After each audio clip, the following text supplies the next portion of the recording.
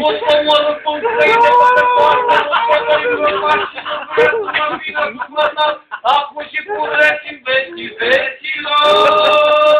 Te-ai fost moarte bună,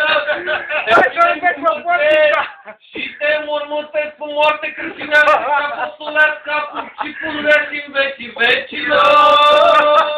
Doamne, binește, sufletul lui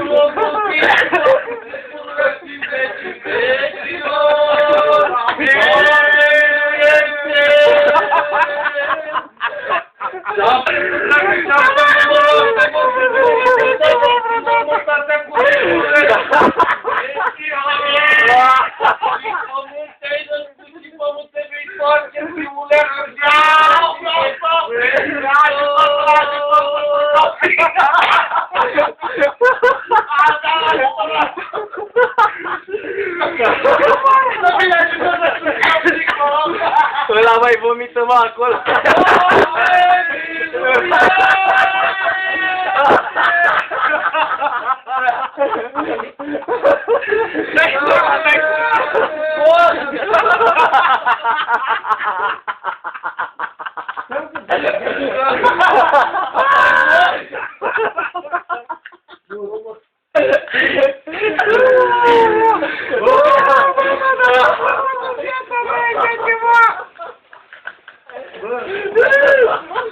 Doamne, iartă-mă!